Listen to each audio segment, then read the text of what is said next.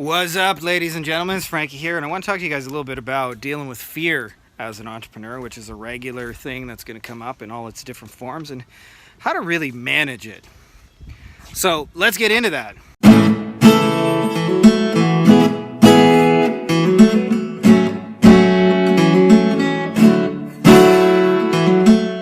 So I know if you listen to a lot of kind of Gary V hypey types, I'm not really the hypey type, so sorry to disappoint you guys who are looking for some Tony Robbins, like, you can do it, yeah, face your fear.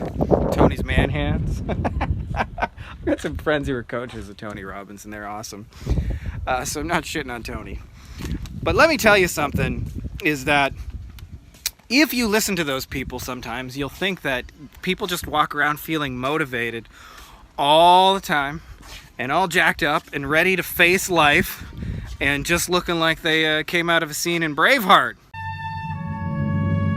Sons of Internet, I am Frankie Finn. Frankie Finn is 7 feet tall. Yes, of heart. Signs up clients by the hundreds. And if he were here, he'd consume the trolls with fireballs from his eyes and bolts of lightning from his ass. I am Frankie Finn. And I see a whole army of my internet here in defiance of tyranny.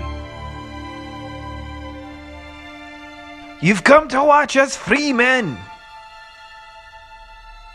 And free men you are. What will you do without freedom? So yeah, by the way, only the greatest movie ever made. We come to fight as free men, and free men you are. So it gives you this idea that entrepreneurship is just like you're kicking ass. I'll tell you, I spent a lot of time in fear and uncertainty and doubt. And a lot of times people think, well, once I reach levels of success, these will go away. So I'll give you an example. One thing that comes up when I talk to a lot of beginners is they have what I call the imposter syndrome. They go, well, if I got a client, I would be worried I wouldn't be able to deal with them and be able to get them results.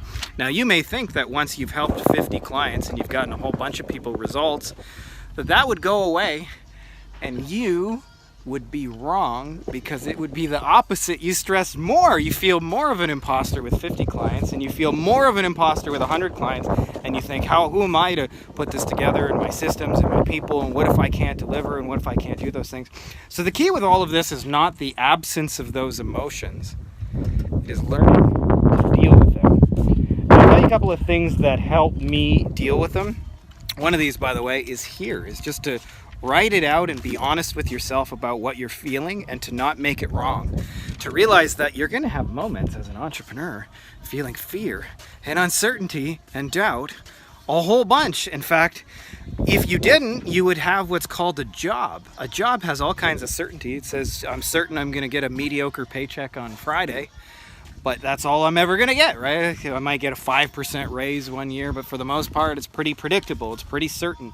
So we deal with extreme amounts of uncertainty, and so sometimes you just need to take a moment and journal and process this stuff.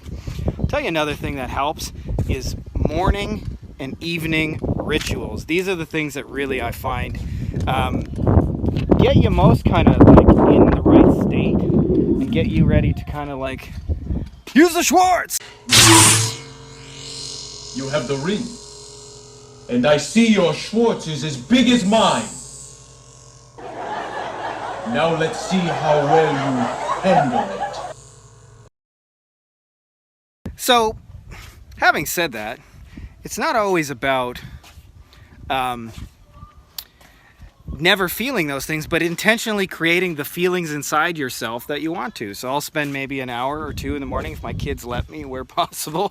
For those of you who have kids, you understand what I mean.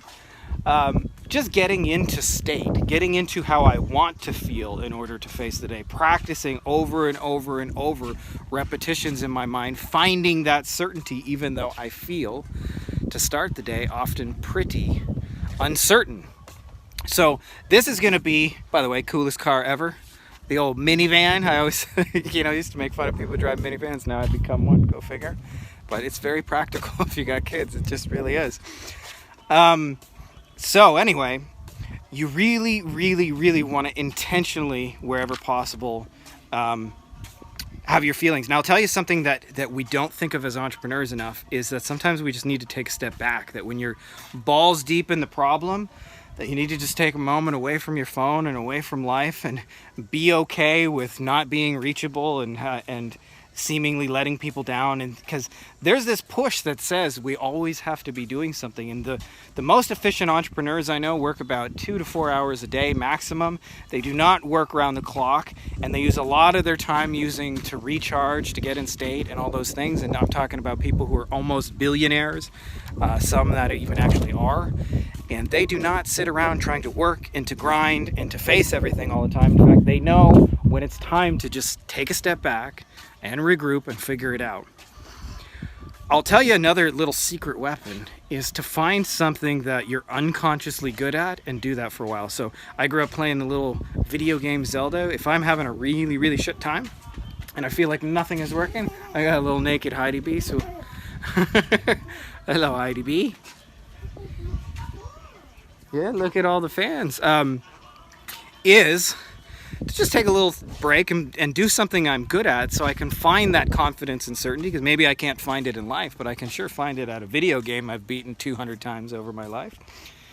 So those are some of the little things that can help you like overcome that fear. But what I want you guys to understand, if I could just have you take away one thing from this video, is to understand those feelings are normal and they will exist throughout your entrepreneurial journey. So the goal is not to try and eliminate them, as people think. As you get bigger and bigger, those feelings will only get bigger. As the saying goes, new levels have new devils. But what you want to do is learn to be okay. Learn to be okay with feeling like an imposter. Learn to be okay with being afraid of the state of the world. Learn to be okay with being uncertain about your next paycheck or whether the client you're working with is going to be happy.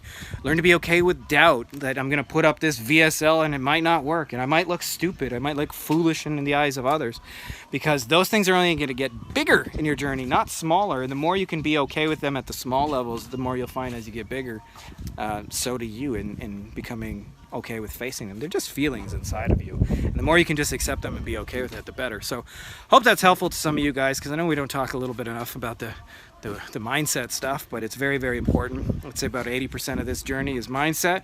So that's all I got for you guys. I got a little naked girl over there playing with a tree. So that's all I got. If you haven't already subscribed, make sure to subscribe. Love to hear your comments below about your own experiences with these kind of things, and may the force be with you.